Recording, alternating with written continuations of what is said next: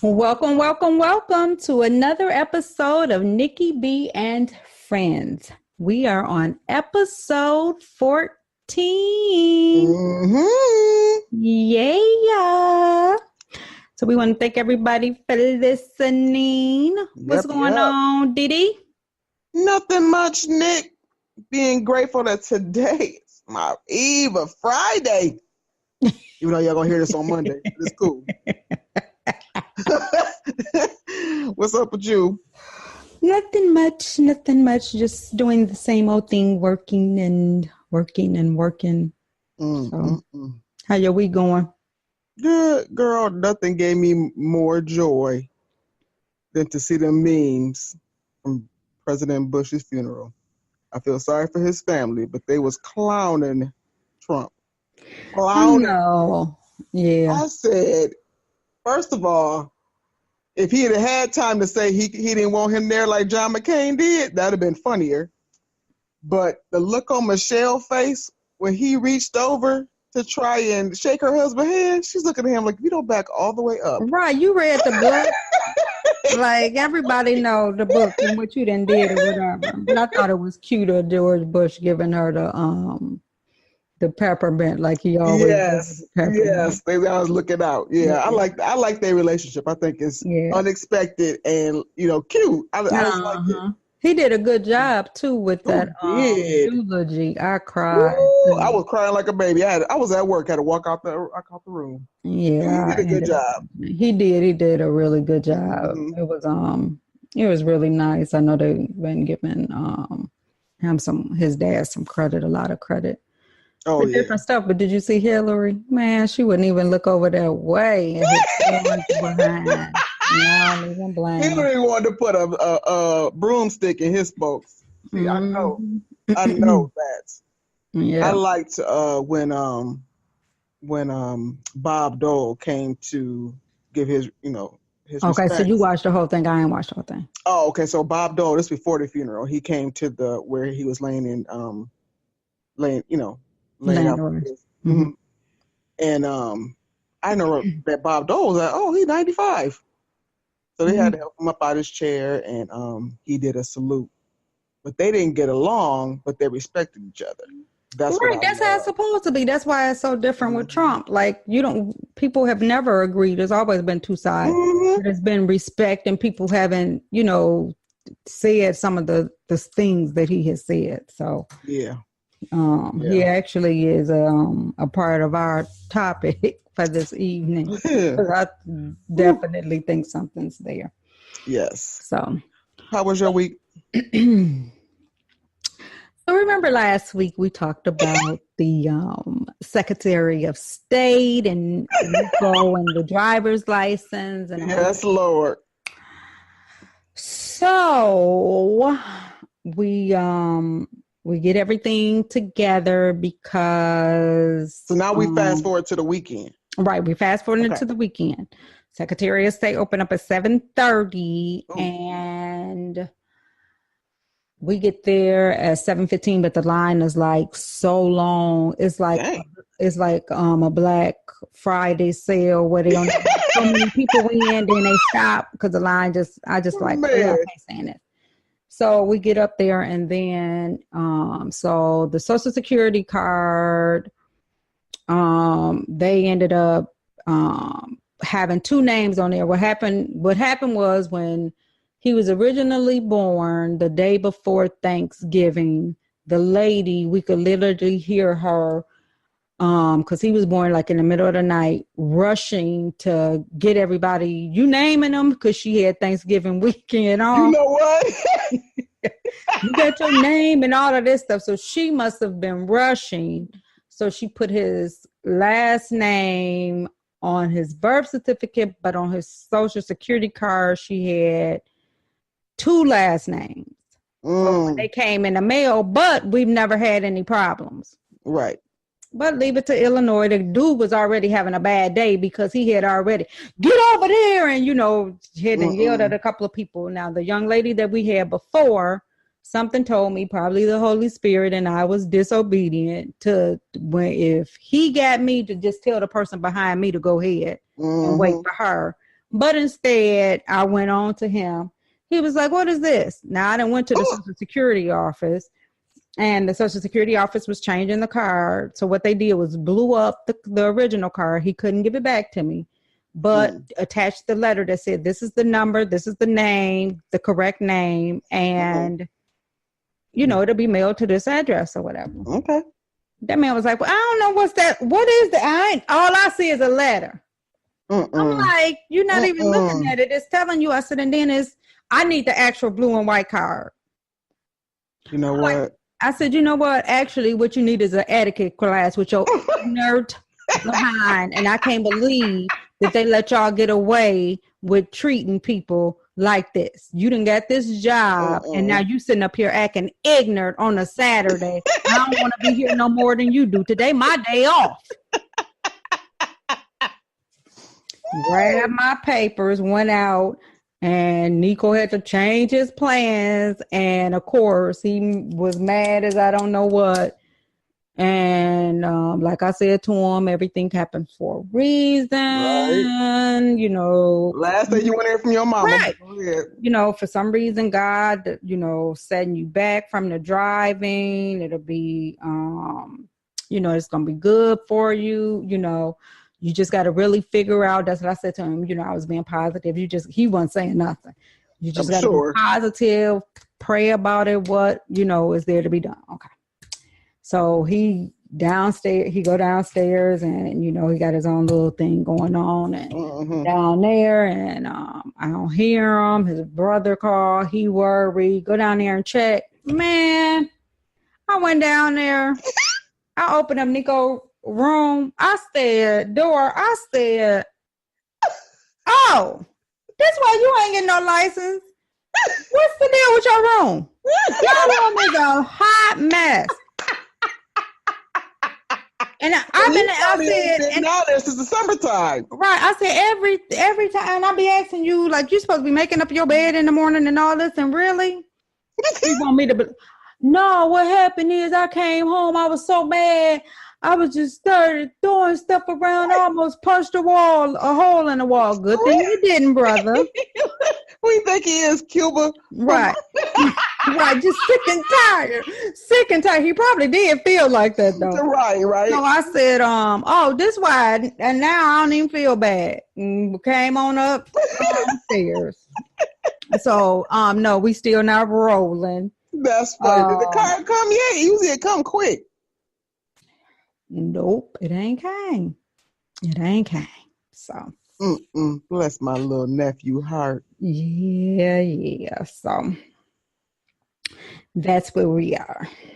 So we got to give a quick shout out to our sponsors for this evening before we get started.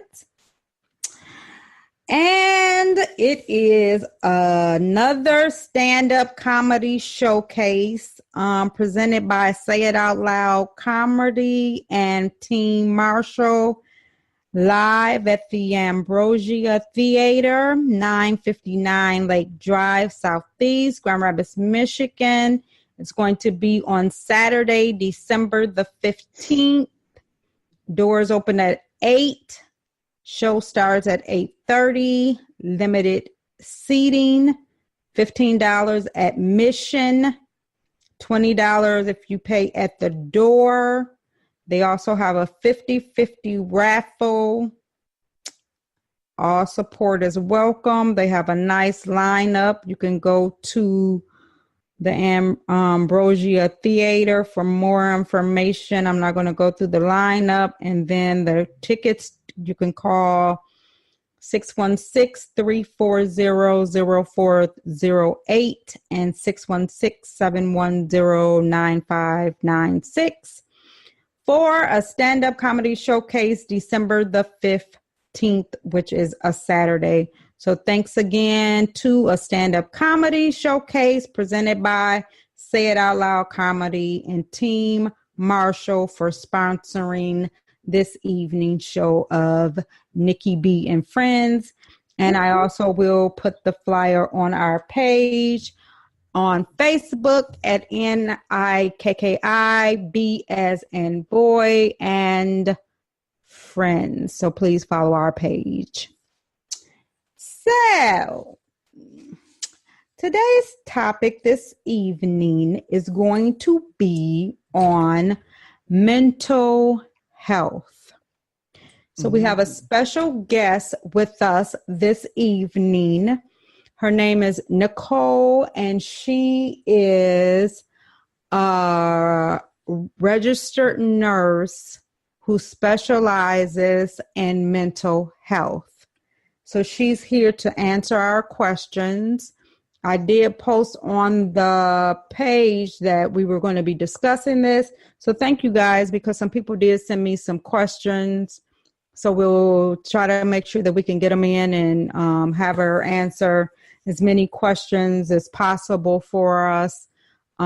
This show really meant a lot to me because I used to always, one of the things that initially grabbed my attention was that African-American men went from 1% of the suicide rate to being the top suicide rate.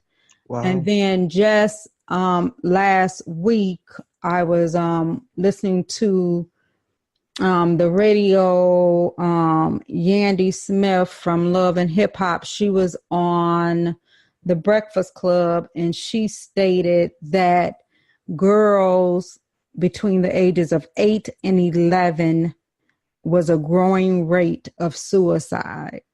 And that just really just shocked me, because I was really thinking, I think it probably has something to do with the social media and all of that bullying, but just that age group, what could make you so unhappy that you would be, committing suicide? So I think that this is one of those topics that is not discussed enough, especially in the Black community. It has a negative stigma behind it, and there's a lot of people out there who need help. I come across some every day, including that dude at the DMV. He probably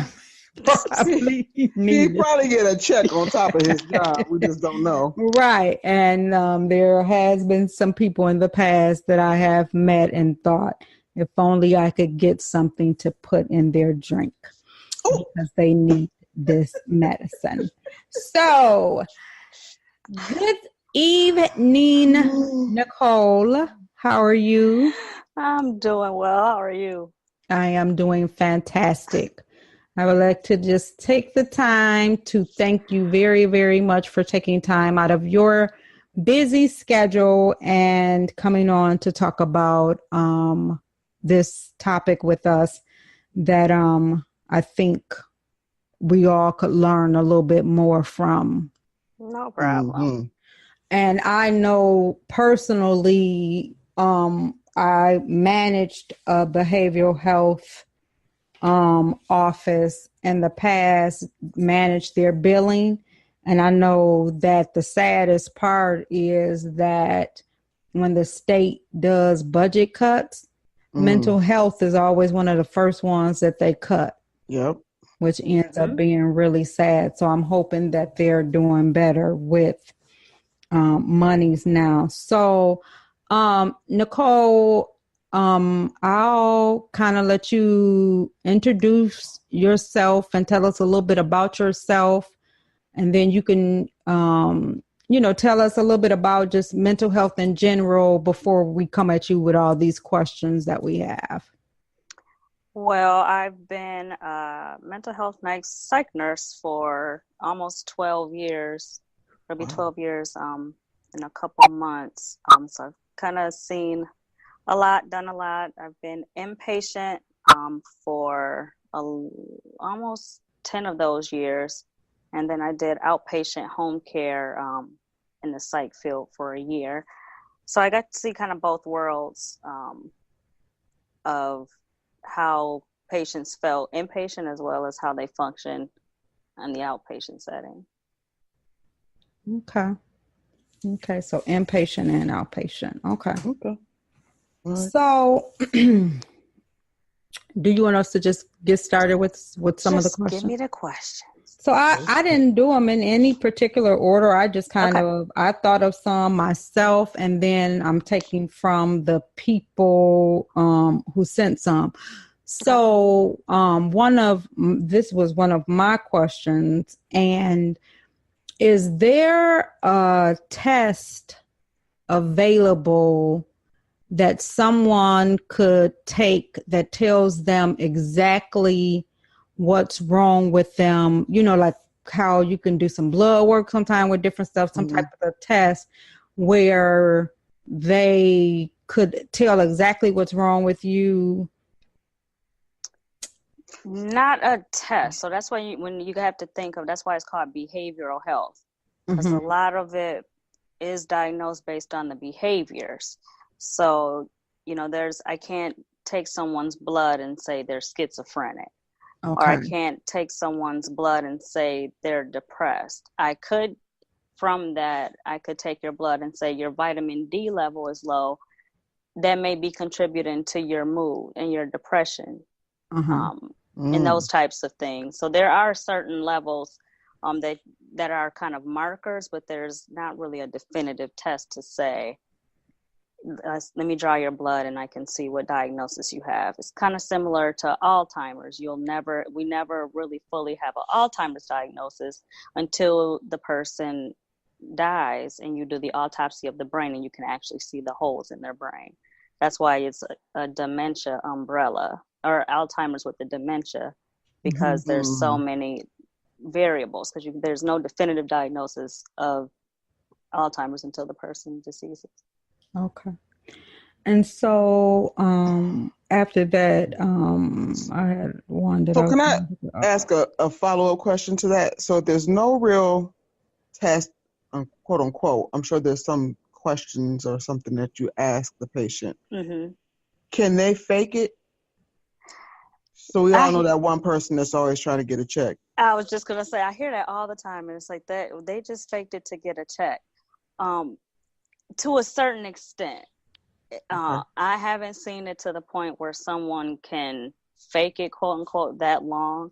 Because if you are, in fact, psychotic, and by psychotic, I mean like it may be hearing voices, seeing things, having paranoid delusions, those types of things you can't mask. Like that is going to be a legit, I can tell from a 2-second by, conversation that something's a little off with this.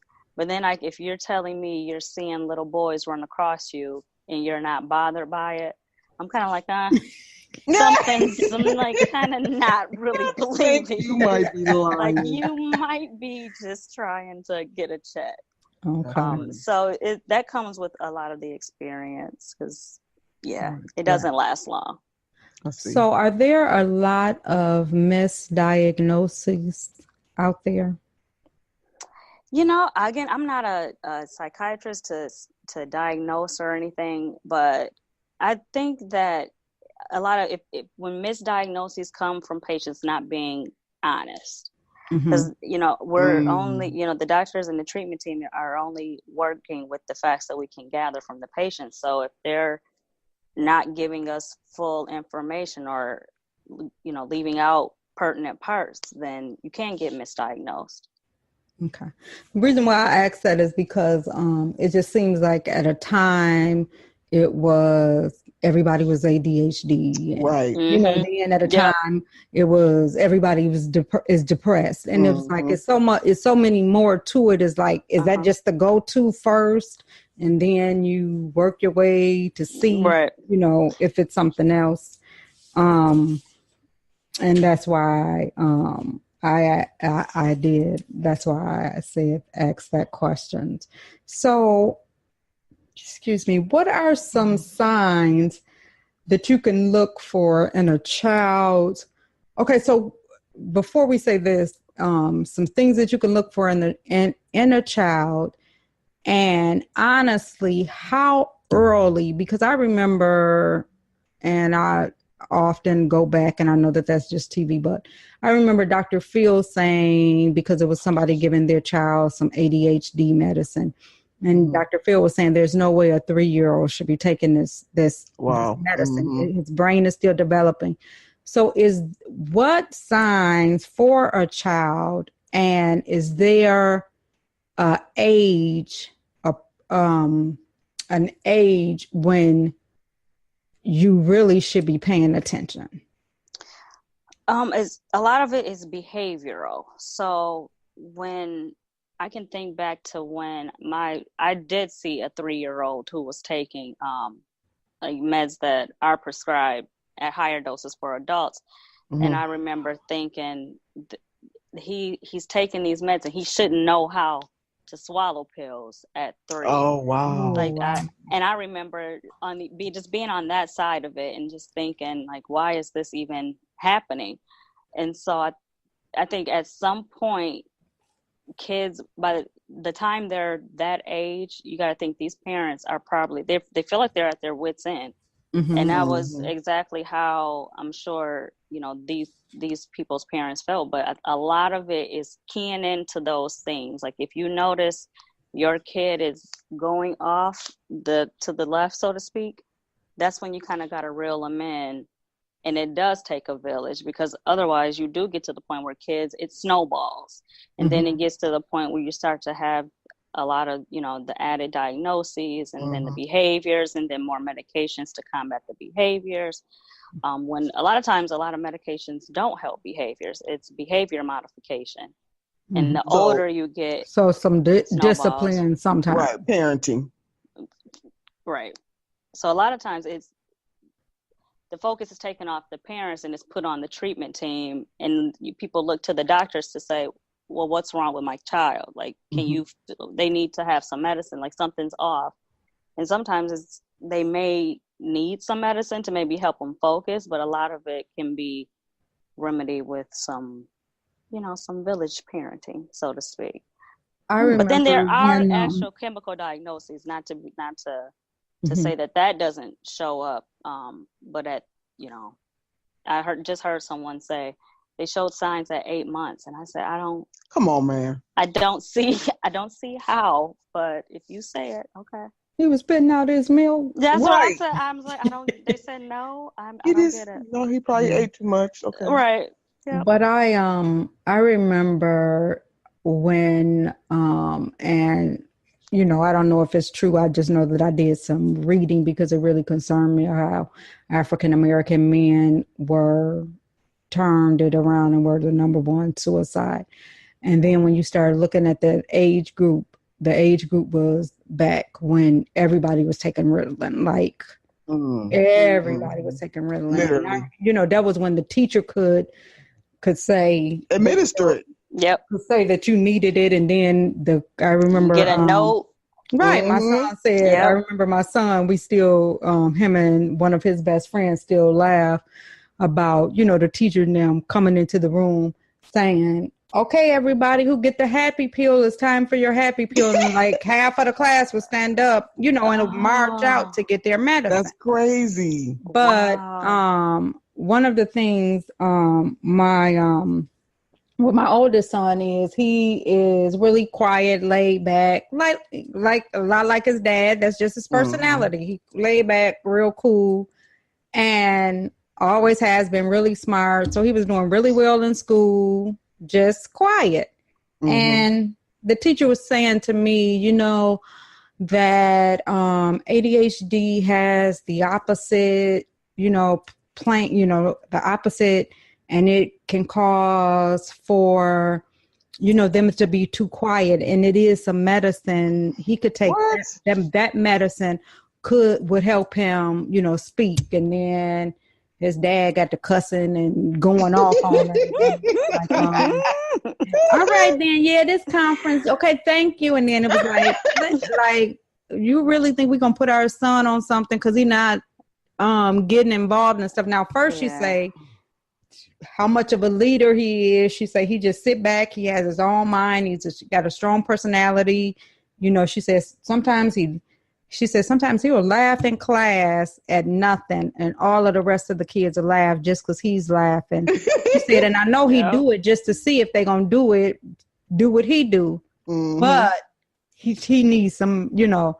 And we were, you know, weren't interested in that at all. So, so here goes some more good questions because I think this is pretty good.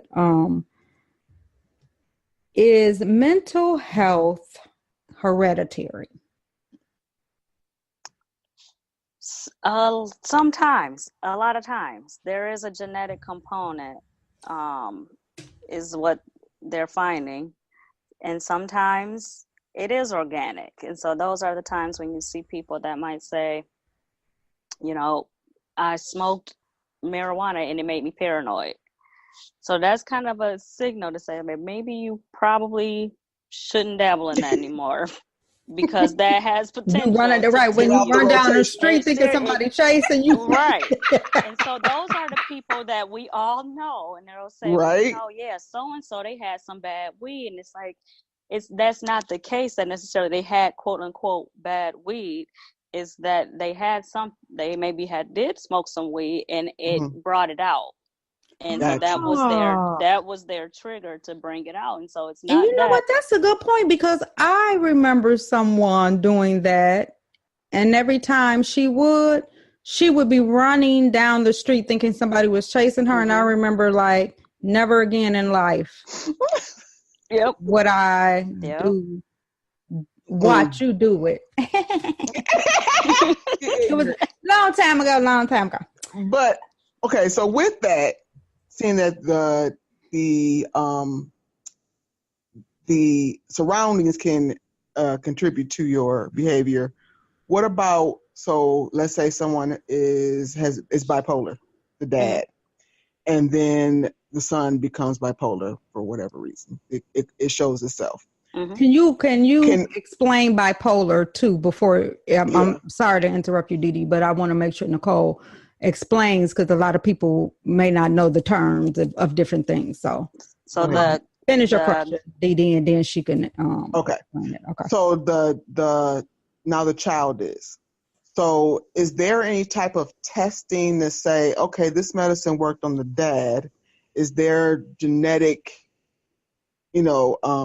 makeup to which the son could take the same medicine? They're the right age and all that fun stuff that they could take the same medication, but will it work the same? Maybe that's the question. To work the same on the son if they have the same diagnosis. I have been reading more articles about that, but that's not. It hasn't been, from what I understand of that, it's not foolproof, because a lot of it is still based on the behaviors and the symptoms that the patients are showing. Because one medicine that might work for, even though our DNA and genetics are so close, one thing may work for, my dad who was bipolar, and that might be where the treatment team starts. They say, okay, you know what, Depakote worked for your dad, we're going to try that for you to see if that helps, or something like that. And then, that might work for a while, and then those are the times where you start to have to see med adjustments in the future, because meds may stop working. So when you say bipolar, it's like the extremes of the highs and the lows. So it might be, I'm up, I don't need to sleep for 4 days, but I got so much done. So got you. And so those are but I'm still working, going to, I'm still taking my kids to soccer practice, and then at some point they crash, and that's when I can't get out of bed for a week. And then that's when it starts the cycle. So that's when it's a manic phase, or it's a depressive phase, because it can last anywhere from, a couple hours to it can last for months if you're in an extreme cycle. So when you say bipolar up for 4 days, like you're up for 4 days, literally. What is it? You have a boost of energy, and then the boost of energy goes away, and then all you do is sleep? Yep. So it's kind of like those, like you'll see people be like, "Oh, I haven't slept in a couple of days," so they're like in this they call it manic. Mm-hmm. So it's like they can be up, or sometimes people may have normal sleeping patterns, but they're just like when they're awake, everything's great. Life is so great. Everything is, the sky is green, or the sky is so blue, the grass is so green today, and it's like we just got 6 inches 2 days ago. No, it ain't. So those are those rapid mood swings. So it's like those are people which we call hypomanic. So it's like you're a little too happy, like you're a little too happy for the situation. Gotcha. Or those are the same people who might run through their retirement in 2 months, and then they come out of this phase, and it's like, okay, now I got to try to return this $90,000 worth of furniture I just bought. Wow. So they make impulsive decisions. Very impulsive. Okay. I remember watching a Lifetime movie, and it was actually a really good movie, and it actually was a true story. I think it was a true story. I know which one. And I don't know if the young lady, if they ever diagnosed her in the movie, because it's one of those older movies, but she was the one who went in and killed the kids. So she got married, and all of a sudden her husband started noticing, like you mentioned, Nicole, behavior. She was like, he came home one day and she had taken all of the food out of the refrigerator and put her fingernail polish in there, but put the food in the cabinet, stuff like that, painting up walls and stuff. And he was saying he was going to her parents, but her parents were acting like nothing's wrong with her, And so therefore she ended up like dropping off treats to his sister, mother in them house after they started talking about her. She tried to kill him. He woke up, she had a knife in her hand, and then she eventually went to a elementary school and killed some kids. And I don't remember if they were saying that she was bipolar. I don't remember what the diagnosis was. I may go back and look for it because it's like one of those old movies. The sad part with that whole scenario is that it'll be portrayed like, well, she must have had a mental health issue. And it'll come back to say, well, it comes back to the mental health system failing in some sort of way, when, okay, like her family, all these people around her have noticed that she's doing these odd things, these odd behaviors, but we'll rationalize it to say, well, that's just them. So she's always been that way. She's always been like that. Or, that's just them. Like, they may have been increasingly kind of odd over the years, and we all in the family just kind of say, well, that's just them. But then until it gets to the point where you can't say, until they're up for days at a time, and then they're, out at 3 a.m, half naked, and then you seek help, and then the families look in the mental health system like, what are you going to do? And it can't all be, a mental health system issue. And I think that's where a lot of times society has such a stigma that no one wants to touch mental health, period. Until something happens. Yeah, and that's the unfortunate part. That's why I said, especially I would say, just from experience in the Black community, I can tell a story of I work with someone, and she was really going through a really, really rough time. Couldn't get her work done. I mean, she was doing terrible. I remember even helping her with some of her work and saying to her, you really need to go see somebody because, you're not yourself and all of this.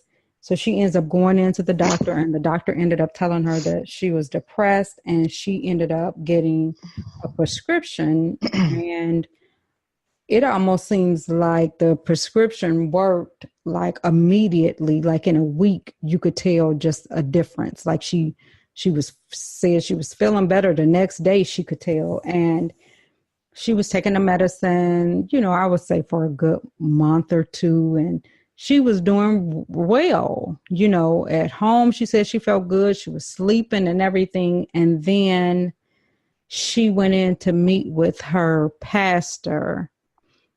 She didn't see her pastor. She saw her pastor's wife, because I ain't going to get into that, but And the pastor's wife told her, throw that medicine away. That's nothing but the devil. What? Mm-hmm. I hear that a lot. And she did. And then she just went on a spiral. And I was just like, why, why would we do that? And I just remember the church that I attended while I was there. I don't remember my pastor preaching a sermon on it and saying that it was real. And he's probably one of the only ones I've heard say that. And I think a lot of people in the church really do think or don't want to talk about it or think, that it's just a spirit, so to speak. Mm-hmm. Yeah. I hear that a lot. Or where's your faith at? Yep.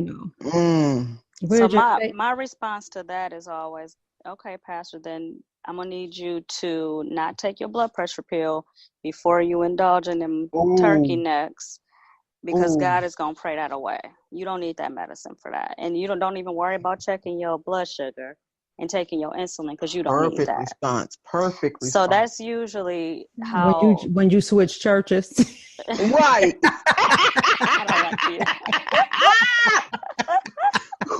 Let me know when you come so you can come to my church. You can be my new member. But it's so true, because it's like, if that's the case, then why are we taking medicines for anything? That actually does that, like putting it that way, that really does make a lot of sense. And I bet you have to hit home with that quite a bit. Mm-hmm. So, because do you find that, okay, so let me tell you some of the things people said, and we may even go over an hour just because I want these questions answered. So, here are some things that some comments that people sent some question comments. One of them said, doesn't the medicine make you want to commit suicide? That they didn't feel right taking it, and it made them, they never felt like suicide until they took medicine. That can be a side effect to some medications, but if that's rare, and it's like, I've heard that most commonly with Chantix, but I haven't heard it like people saying that their medication that they're prescribed for their depression is making them suicidal. And if it is, you shouldn't be taking it. And it's common, but that would be just like if you take Tylenol and it gives you a rash, you shouldn't take it. You should maybe switch to ibuprofen. Right. It doesn't mean that you just suffer with a headache because the Tylenol didn't work. It means that you try something else until it does work for you. Okay. But our doctor, I'm sorry, go ahead, Didi. But do you see people, okay, they're taking their Chantix or prescribed medication. Do you see them still trying to self-medicate with either liquor or marijuana to try and... That was one of the questions on here about that, self-medicating. I think that's what's contributing to a lot of the opiate crisis that we have now, is that we just have a lot of unmedicated psych patients who have been able to get access to a medical med that was supposed to be treated for a medical problem, and they've started abusing it. And similar to people who don't have access to like opiates, they do self-medicate with alcohol because it's easy access. I don't have to go to my doctor every 30 days to get, a new script. I don't have to check in. I can easily go to the corner liquor store as many times a day as I need to, get what I need, and medicate myself that way. But then you have all the extra problems. So you have, those other people who are out here robbing and, doing all the things and then they come out of that state, and it's sad because they could be very functional people if they're medicated the right way. Right.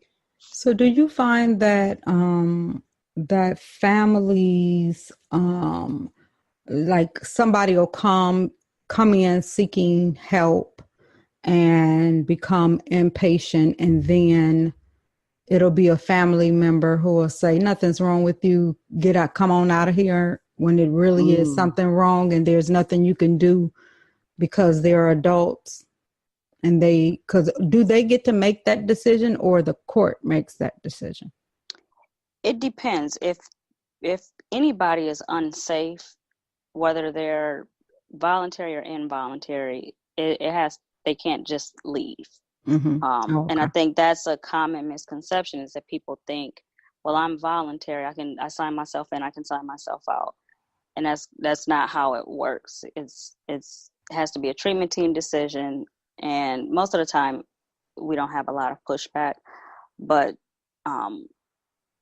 it's a process with educating families in mental health, especially people who are new to it. A lot of times, you know, families don't say, you know, come out of here. It's not to say that it's uncommon, but it's rare, because a lot of times by the time families are seeking help, because they know their family member has needed help for a long time. And so they're usually on the treatment team side to say, we need you to take these medicines because you have been, you know, not yourself for a while. But then you do have the other sides where, you know, you might have a couple who are married and the wife may need to take something, or the husband needs to take something, and their mate is saying, I don't believe in medication. But it usually takes some event to happen for them to say, okay, yep, I get it. They need it.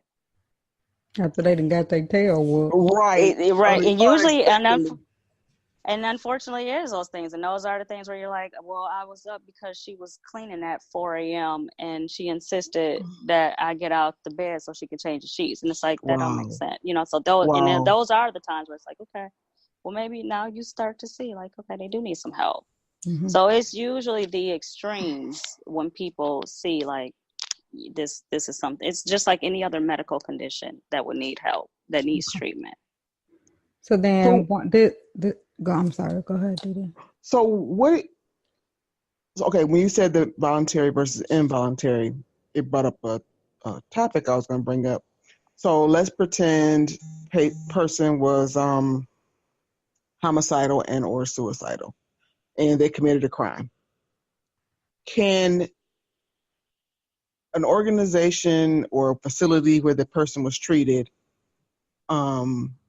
present for against the patient? Ain't nobody getting your cousin now. He did rob that place.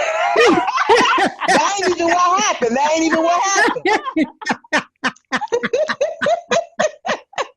Somebody about to get your cousin now, trying to get somebody to testify. Right. Something was wrong with him. Okay, go ahead. But no, seriously, can they say, you know, the person demonstrated these symptoms and these actions when they were with us, and then this constituted what happened with them out in the real world, or they have to get the patient's permission to do that?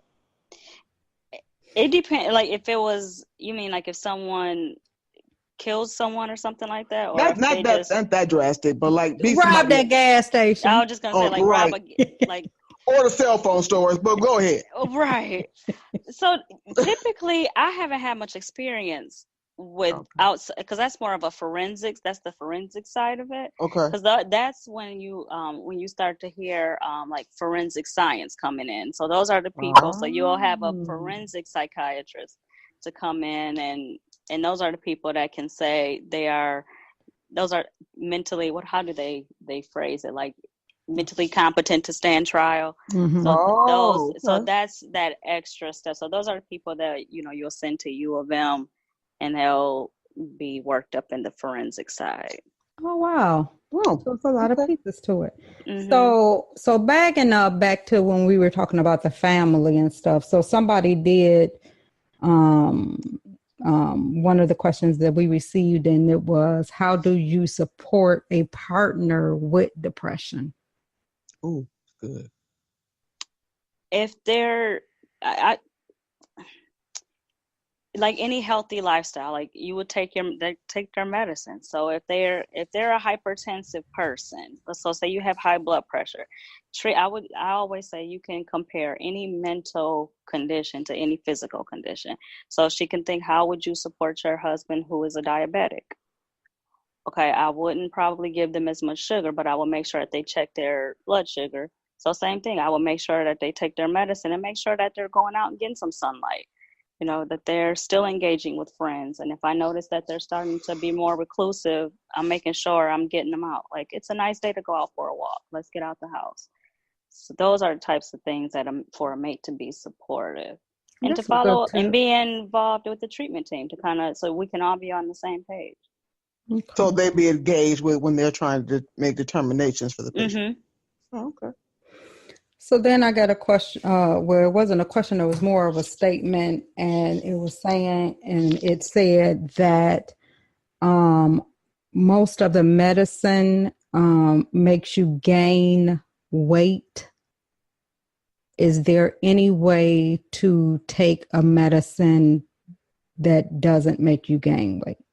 Yeah, there's a lot of antidepressives, antipsychotics, mood stabilizers that don't have the weight gain component, because I know that's a huge thing in mental health, is that people stop the medications because of the side effects, and so you do have to kind of work with the patient and the treatment team as a whole to kind of determine what works best, because sometimes it may be a situation where this is the only medicine that works, but it does have that side effect of weight gain. So that's when you encourage the patient. Now would be a good time, and you've always been wanting to be healthy. Have the medication that's working for them, and weight gain is a side effect.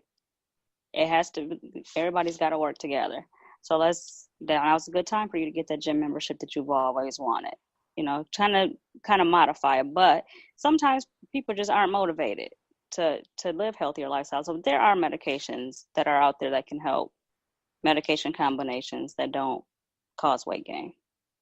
Okay. And then I have starting and stopping medicine, taking medicine when you feel better.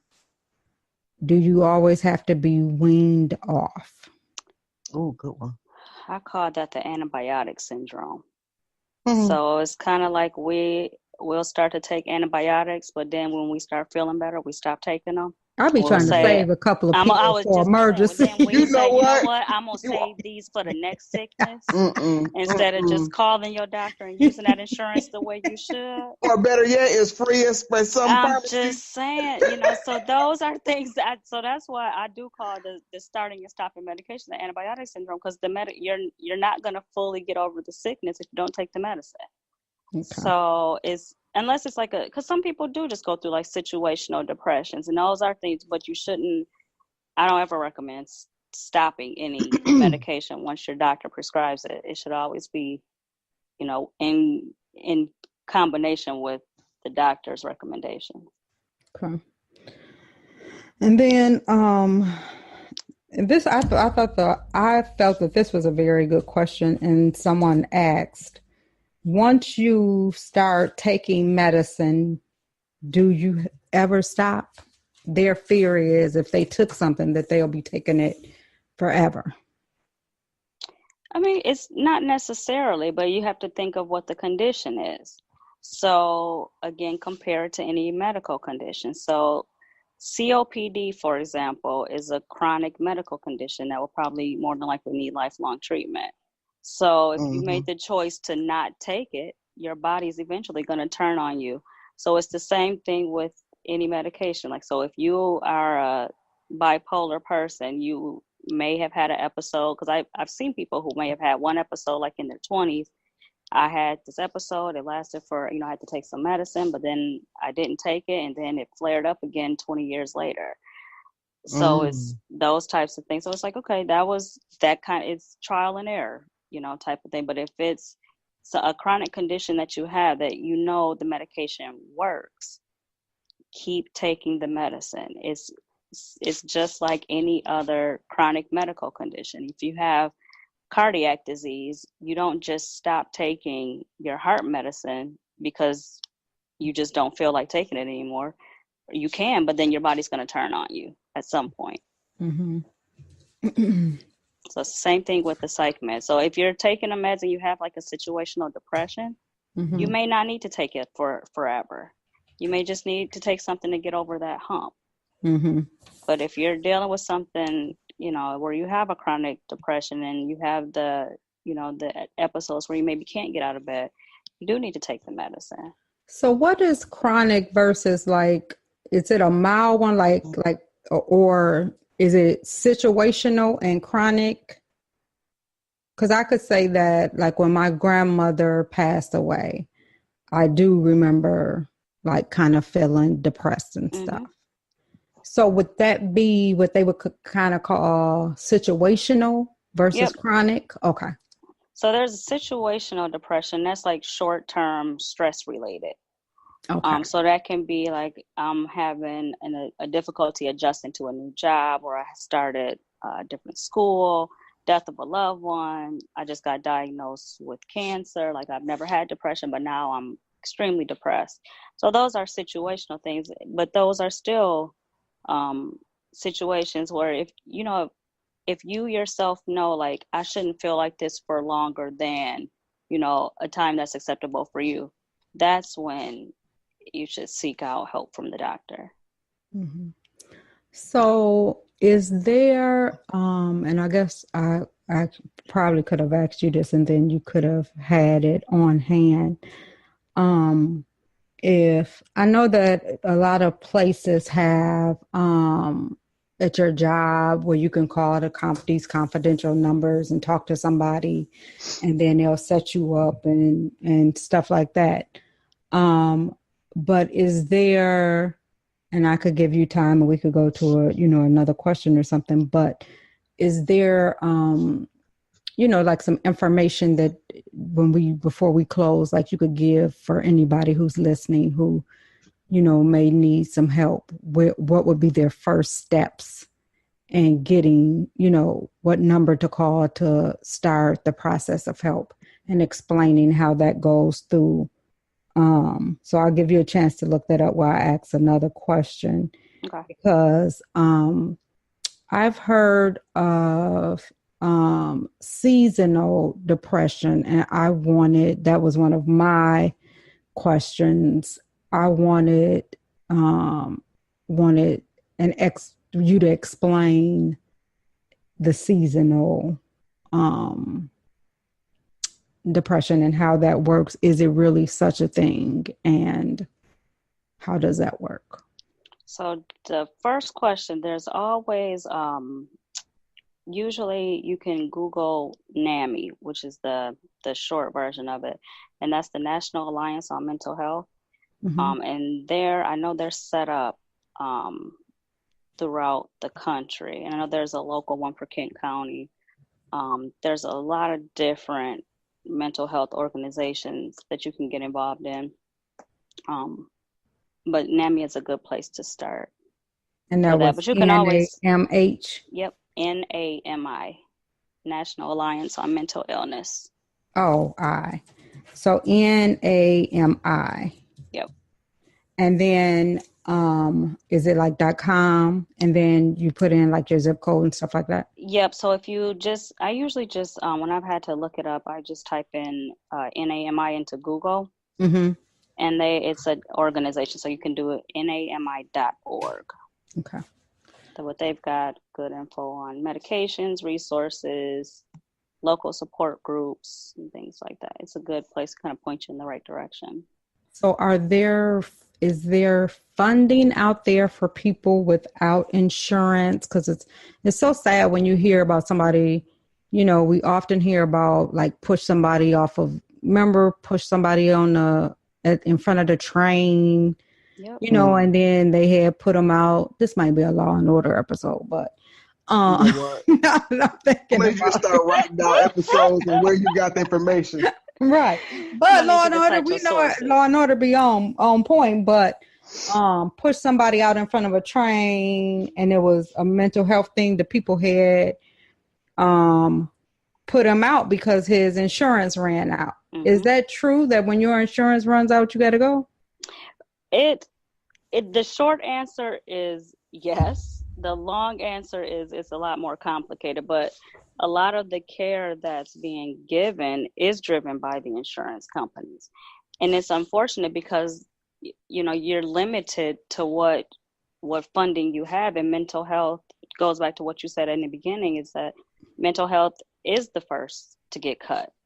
And that's just, it's kind of been like the standard, and people in the mental health field know, like, that's the first to get cut. So you kind of learn to work with the resources that you have. And it's just unfortunate because when some people's insurances do run out and they get into that donut hole, they don't have access to medications.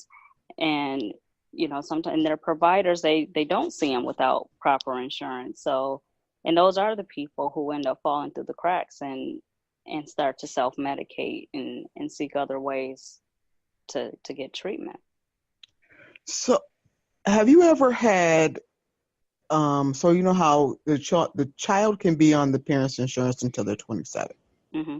However, mental health is carved out of there about, from reporting. Oh, is it? So forth, okay. Unfortunately. So you ever had a situation where there's a child, well, you know, my insurance, you a child, a child where they're receiving care, but their parents and family have no idea because of the law? Well, that's two separate things. So even if, because that's a HIPAA law, is for their privacy, but then the insurance piece was another part of their care. So the first part is, it's actually a disadvantage a lot of times to have people with mental health issues on their parents' insurance.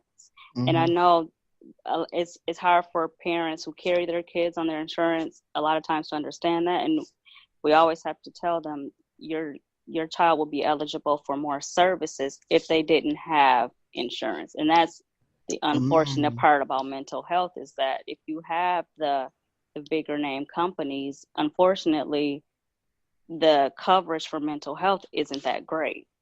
No, it is not. So it ends up being, if they're an independent person and they work, it's usually a lot better. But if you're being carried under, like in this case, your parents, it's sometimes a disservice to you to get the extra services as far as like the case management and things that might help you stay out of an inpatient setting. And then the second part is can you be involved in their care? It's still up to the patient. And that's a hard part to understand too, because it's their right on who they want involved in their treatment or not. So you might say, I need to talk to the doctor. But if they say, I don't want you talking to my doctor, and you say, well, I'm the one who carries your insurance, it doesn't matter, because they're an adult and they're the patient. So if they don't want you involved, they don't have to have you. And it's sometimes that the patient is that part of the job sometimes is really hard, because they do need their parents to keep an eye on them and know what's going on, and then you guys can't say anything. Yeah, it's a huge barrier. It's to getting, a good support system and a good follow-up plan when patients, they don't want their families involved. And sometimes those are the people who may be very like chronic schizophrenic or something like that. And they're just like, they may say, nope, I don't want anybody involved. Or they have these delusions where they think their family's out to get them.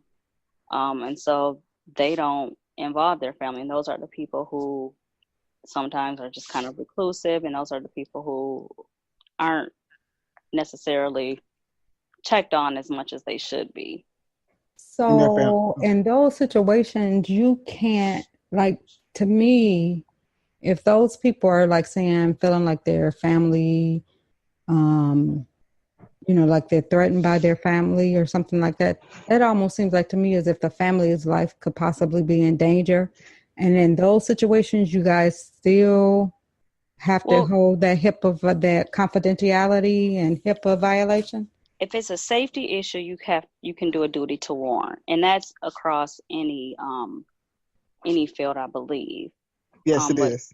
We all have a duty to warn. Like if I know if a patient has consciously told me that they are homicidal towards someone and they have been medicated and they're still saying that they're homicidal, that's when we have a duty to warn. Because sometimes people do come in and they say, I'm going to kill everybody. I'm getting messages from the TV. I'm going to kill the next, and so but then they get medicated and it's like, okay, we don't have to warn everybody. So do you get patients that that come in and end up kicking everybody's ass in there? Just writing down names and checking them off. It's rare that it gets physical like that. That's what you see on TV. Right. You know what? And you know what? I think that may be the thing, because I don't think that they've done, and maybe I just haven't seen, but I think the only movie that I really seen on mental health was One Flew Over the Cuckoo's Nest. Mm-hmm. And the way that they have it done is so sad, that they just drugging them up. They just zombies, like it's not even helping. Mm-hmm. And I haven't seen a positive one. And I don't know if it's, one out there and I just missed it. But I just remember being young and that was the movie, One Flew Over the Cuckoo's Nest. And that probably put the whole stigma on there because of how that movie was portrayed. And, I think that, I don't know if one of us interrupted you or came with another question back to back, but I had asked about, is there really a seasonal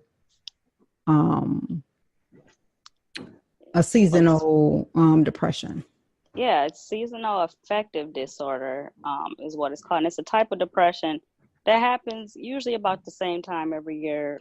And it's just like that with the seasons changing. So it's like the fall months when it kind of gets a little more gloomy out and, you kind of get a little more sullen, not as much energy. People refer to it as the winter blues, but that's what it is. It's seasonal affective disorder. And so, what causes that? So it's just kind of things with the seasons. There's no real rhyme or reason to kind of what brings it on. It's just kind of. Is it leaving work, go to work in the dark, and when you get out of work it's dark, so you feel like so it's kind of like those your serotonin levels, the things that make you feel good, so to speak. Like, so those things kind of drop. And then, so like your melatonin levels change. So it's kind of like, it's darker outside. So our bodies naturally, we're more sleepy. And you're like, why am I tired? And it's only 6 o'clock. And it's kind of like those kind of things in your body are kind of thrown off during that time of year. And so that's when you're like, okay, I got to consciously, maybe I got to take something to kind of help get me going a little bit, or that's when people use like the light therapy and things like that to kind of help you get out of bed. Have you ever, take you back to the whole violence thing, but have you ever been afraid at work? No. And I think if you're in mental health and you're afraid, you probably shouldn't be there, because it is a true specialty and it does take a certain person to get in mental health and to stay in mental health. Because there are times where you can be with someone and they get violent, and it's oftentimes it's not because it's a personal thing. It is because I heard a voice that told me that you were going to try to kill me, or you want to give me medication and I don't need medication because I'm not the one who's off. It's you, everybody else. It's you. And so those are the times where it kind of gets physical, but usually it's not a violent thing where they're just kind of laying everybody out, Benny Hinn style. Well, you know what? With the jacket. Right. I was like, they're not kind of laying everybody out.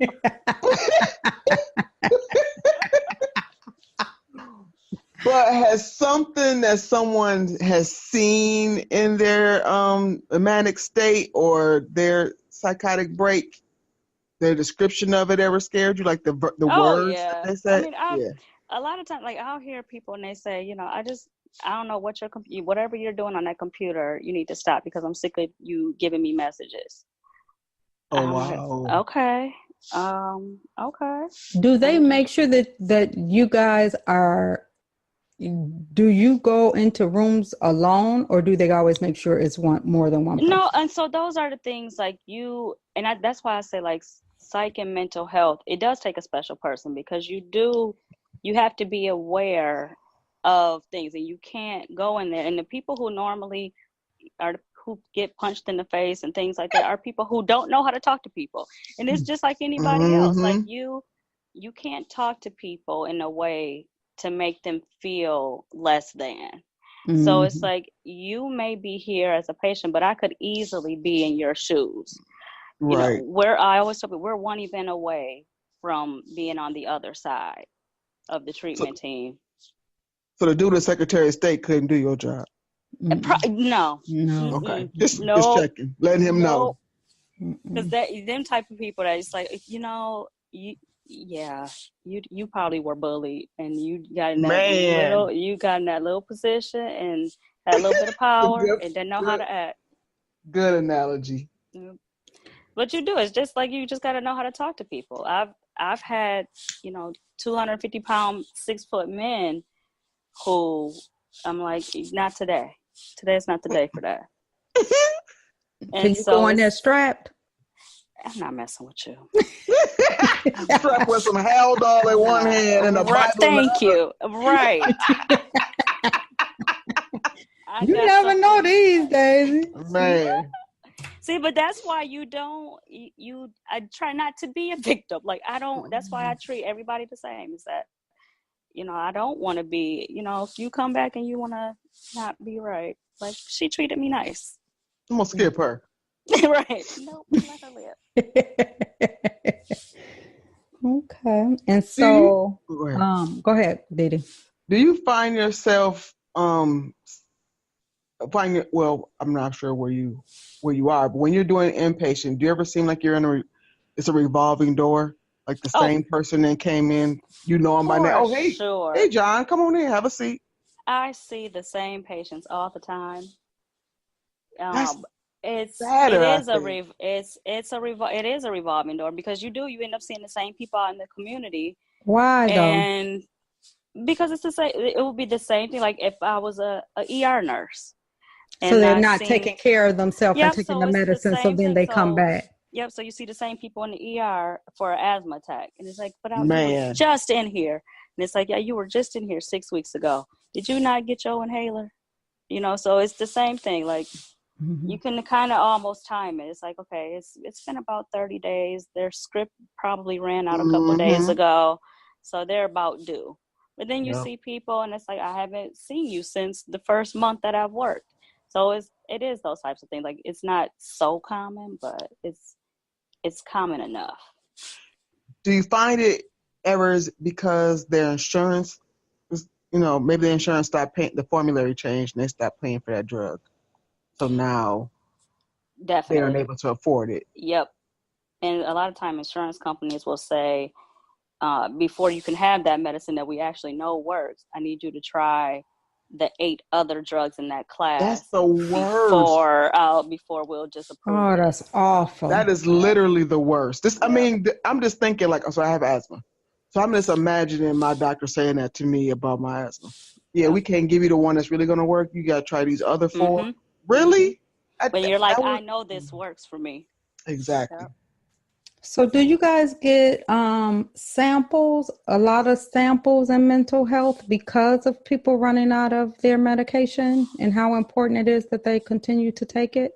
Now, I'm not sure so much on the outpatient setting, because when I did outpatient, we didn't give out a lot of samples. You can do, if it's something where you can work with the drug company directly, they have vouchers and coupons and things like that. But I know I'm not sure what primary care offices are doing now, if they're still giving out samples, but I know there's not a whole lot of like met samples like it used to be. Right. That's why I asked about the mental health, if they were receiving them. Let me make sure I got all my questions.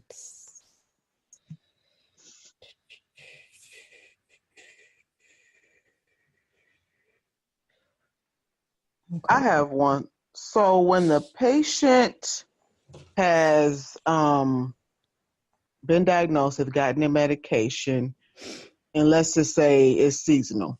Okay, so now it's now the summertime. They're feeling fine, everything's going great, and then all of a sudden an event happens that triggers their disorder. Are they given the same medication, or are they trying something different because it's not the same type of the season? You know what I mean? Is it a different medication? I'm thinking you can. It depends on the situation and the person too, because in the class of medications that they were using. Because a lot of times the medications can work the same, and it may just be you may need to add something for anxiety, because if it's something like that may have triggered it, it may be that your anxiety got worse. It may be you're sad, but you got more anxious about the situation. So they probably wouldn't do such a major change for a situation. Okay. Yeah, because anxiety is its own beast. Yep. So, speaking of anxiety, so I was told that anxiety is always caused by something. You just don't have anxiety. Something else is the nature. Is that true? Usually. I mean, some people will say, I just woke up in a worry. And there's some underlying worry or uneasiness or apprehensiveness that's triggering that. And so when people say, no, nothing's going on. Nope, something's going on. You may just not have tapped into it. Because it could be you're not thinking that I've spoke to this group 100 times, but it's something about this time that's making the anxiety worse. Like another situation in your lack of sleep, or lack of, maybe you're angry about something and it triggers the anxiety. Yep. And that's what I was just about to ask about, because without it being testing and stuff like that, and I don't, a lot of people may feel like, especially when you know somebody and you be like, oh, that's just who they are and stuff like that. So if you come across, like, do you find, like, is it some people just mean, how, I mean, even on Facebook, you just see some people just seems mean and evil and just, vindictive, flying off the head, going off, and they got to cuss somebody out, over the littlest things and stuff like that. And could that be really why they're acting out, is because it's something mental going on and they just think that this is just who they are? A lot of times it is. And I think we rationalize things to say, well, that's just, y'all know I pop off. I hear that a lot. My gosh. And it's like, but that's not normal. That's why, like, when we were talking about like Alzheimer's in the beginning, like, it's not normal. It's not old timers. Like, you don't get old and start forgetting. Like, that's not a normal part of aging.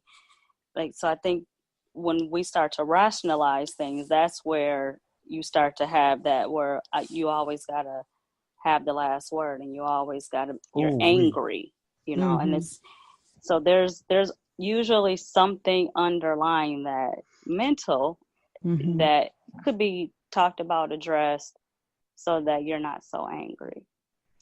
So everybody that be popping off on the reality shows, they need to be checked. That's not normal. That's not but that's not real either. But I know what you mean. Like, people. Well, Tommy, and I mean, I'm not trying to diagnose anybody, but if anybody I would diagnose, it would be Tommy. But the one young lady, Moniece, has shared her story about mental health. That's true. And her brother. And she has done a lot of work to get to she where sure she's has. at. She has. She said she's on the right medicine. And because I know, she was asking, I follow her on Instagram. She was asking for prayer at one point in time for her brother, because he had tried to commit suicide. So that's where the hereditary, is this really hereditary? And I think that unfortunately, that's one of the things that you don't hear a lot of families talking about is mental health. You know what I mean? You will hear somebody, scream at your cousin who grown, sit your ass down and stop that shaking. But they don't really, they really don't say, that we could be dealing with something that could be passed along. You know what I mean? Yes. Right. Yes. Put that down. Get your damn hands off of it. And he's 35. Like, come on now. Like, because I think that we miss out because people don't tell us, that this is a part of, could be a part of you, that you could deal with something like this. When it comes about, especially anxiety, you feel like you're having a heart attack and about to die. Right. And because nobody has ever told you, this kind of run. Anxiety does run in our family, and it normally starts about this age, stuff like that. Right. They just say, "Oh, she was special." Special how? Tell me. Right. I want to know what makes them special. Well, they just in the blue room at school, or was they like really special? Because and like we were talking about the suicide thing, and people don't commit suicide. They commit they commit to completing suicide.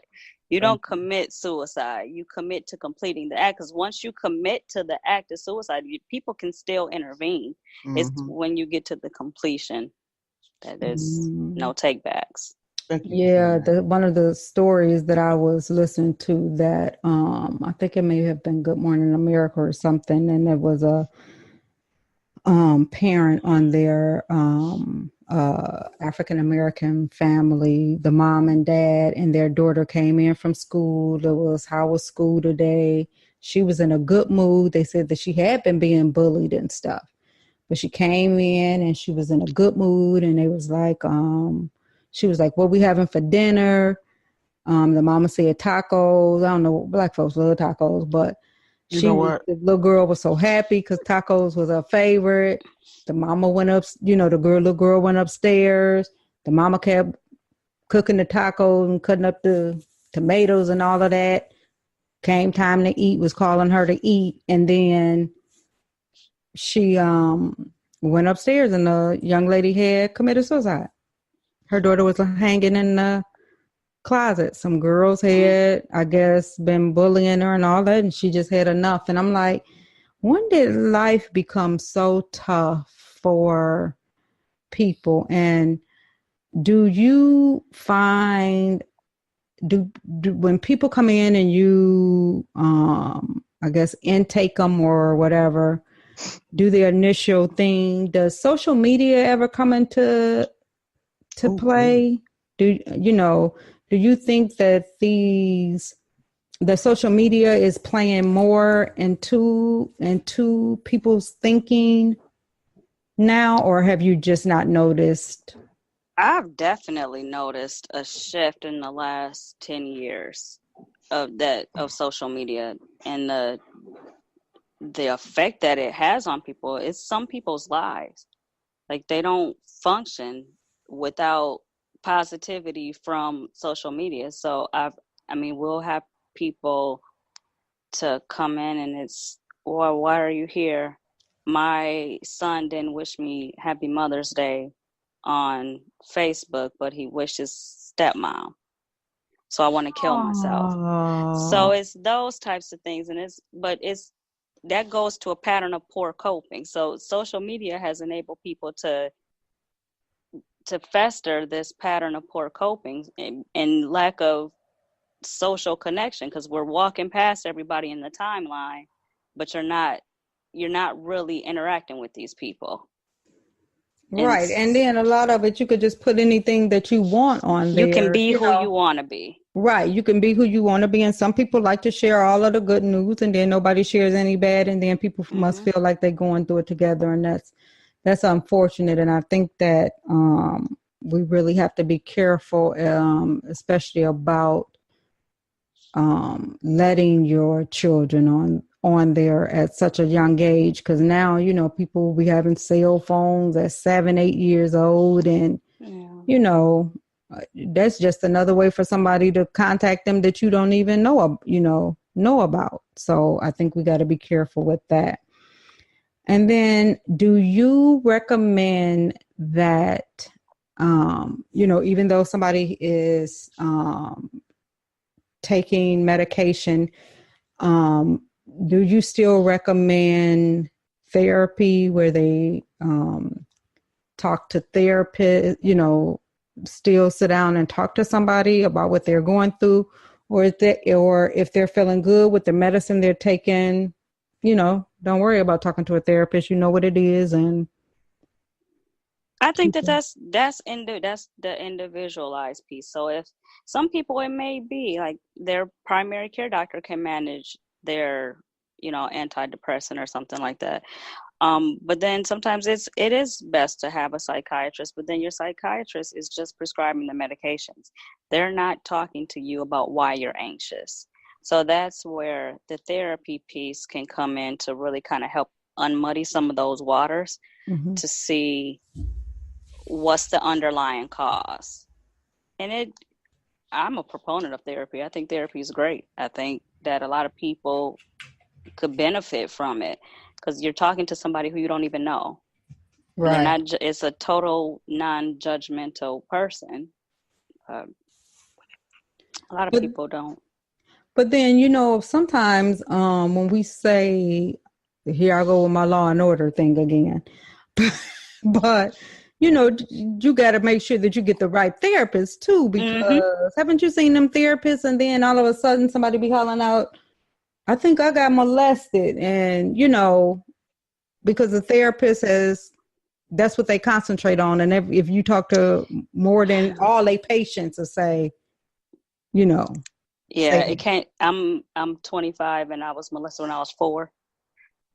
And so those are types of things. Yeah. So you do have to watch it, because sometimes you can become unhealthily enmeshed with your therapist.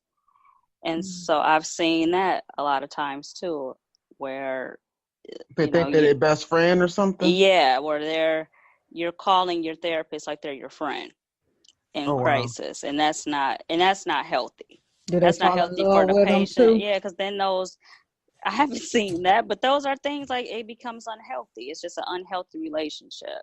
So you do have to find that balance. And that's where it does take it being a special person to kind of know when to turn it off. Because working in psych and mental health, you have to have that balance to not bring it home.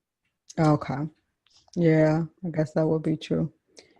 So, Dee Dee, did you have any more questions?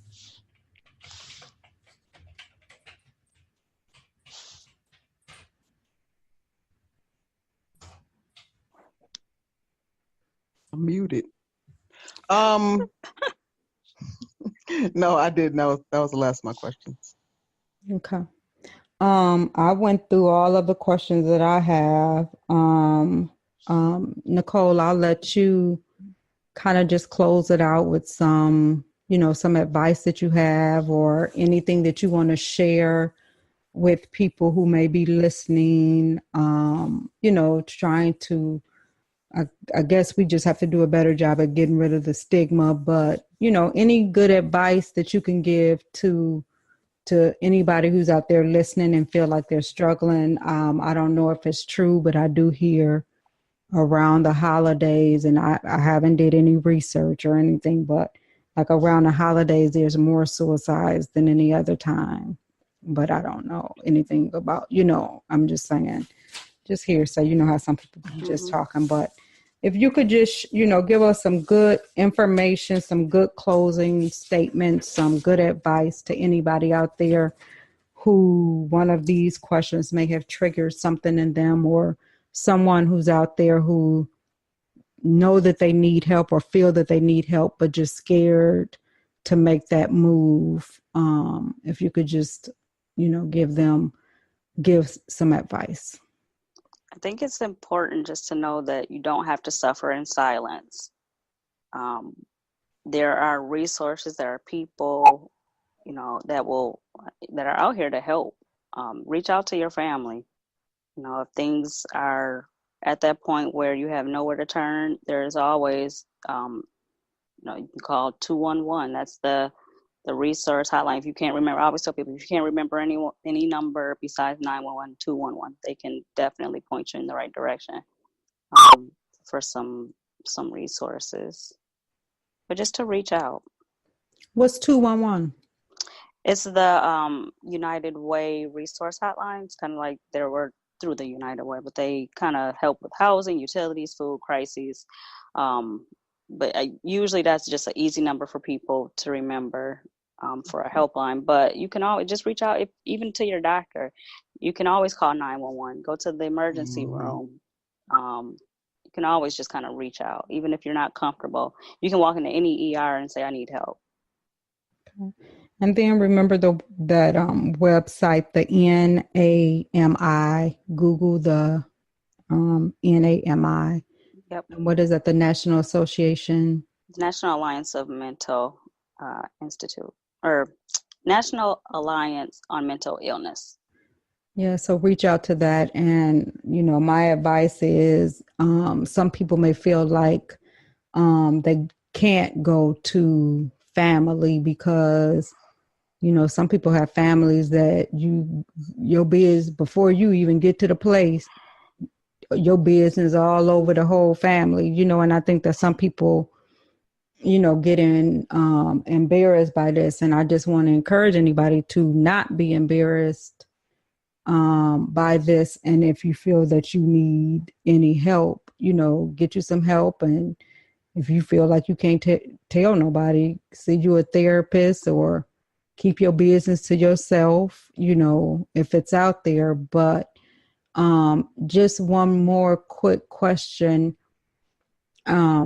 If you are dealing with any mental issues, so I think that I personally look at like depression as just somebody being sad sometimes, and some people can pick it up and you can get out. But then when you start saying schizophrenia, then that seems like more serious, or bipolar and stuff like that.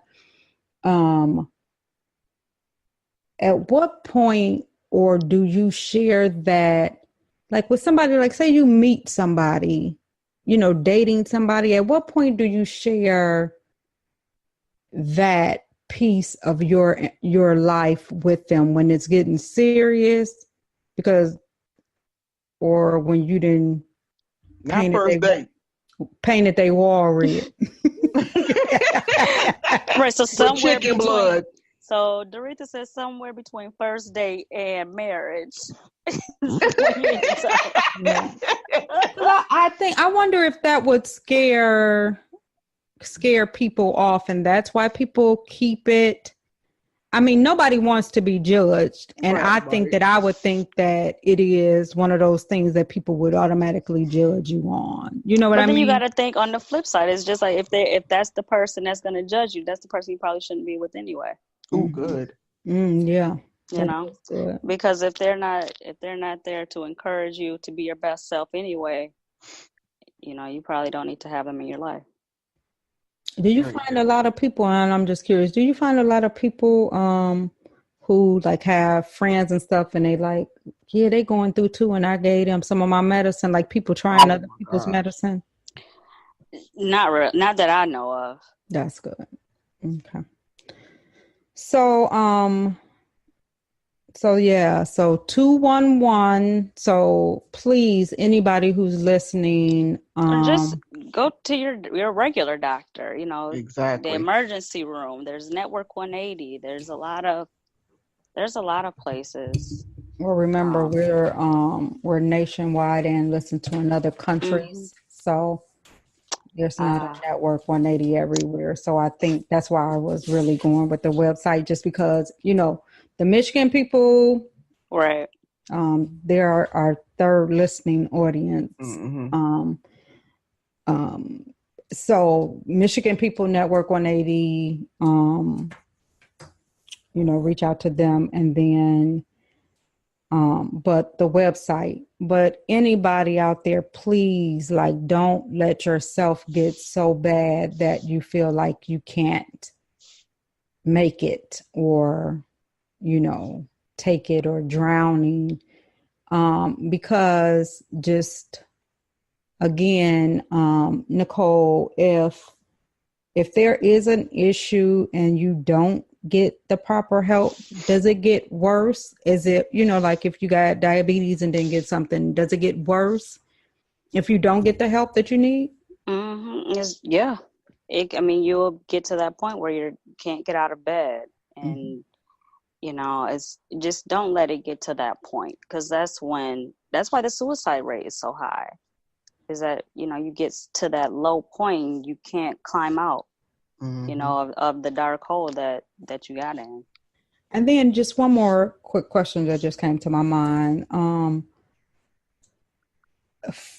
For, you know, the healthy people, if you go to a health food, like a health, you know, the healthy store, the health food store, or wherever, do they have medicine to help with these type of things, but just aren't strong, or, you know, or do they work as well?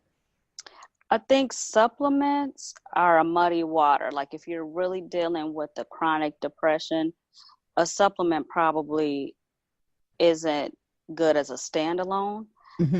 But definitely talk to your doctor about it, because they could help point you in the right direction. It's not to say that it won't hurt you necessarily, but sometimes some of the supplements may not work so well with prescribed medications.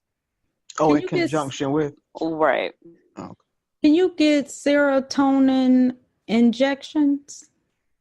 I'm not sure. It's a good one.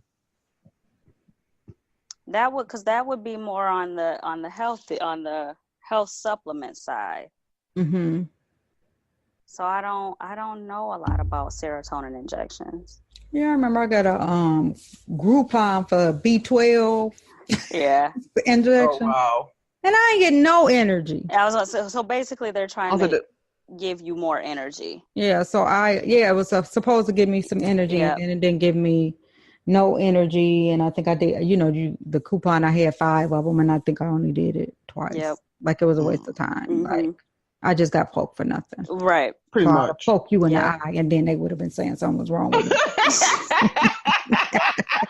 It's just the way Nick do. You know how she do. She be popping off.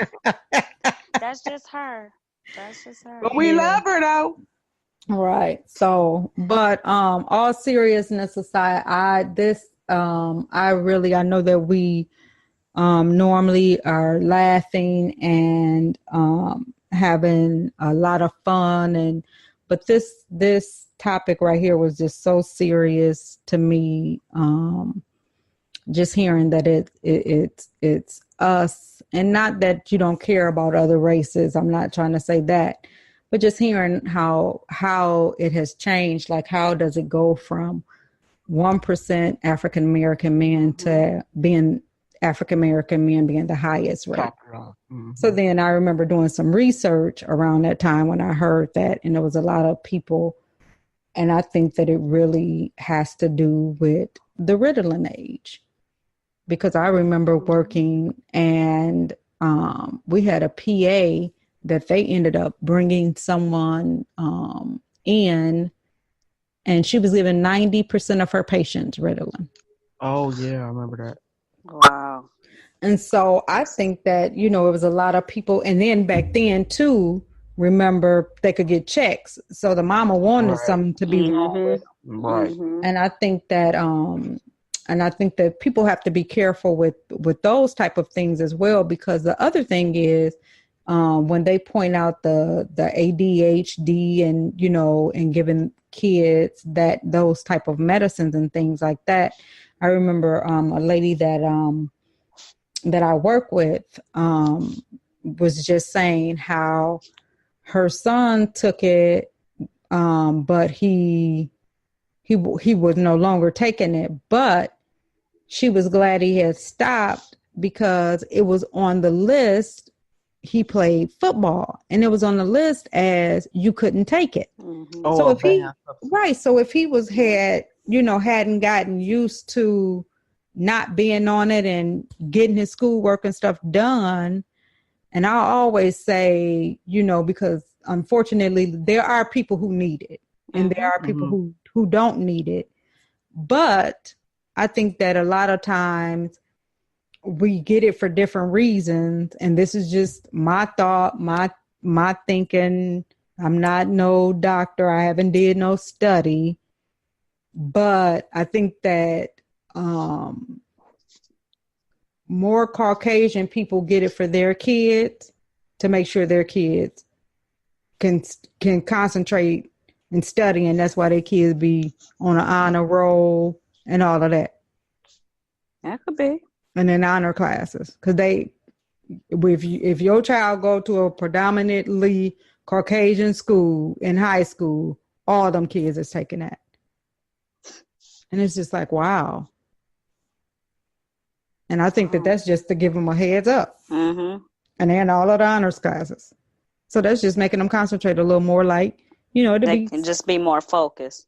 Right. Like it'll be some college students. I know some college, some friends who was in college and like, I'm going to take this so I can stay up all night to do this. Mm-hmm. That type of stuff. But anyway, we know that we went over the time, but we felt that it was very important.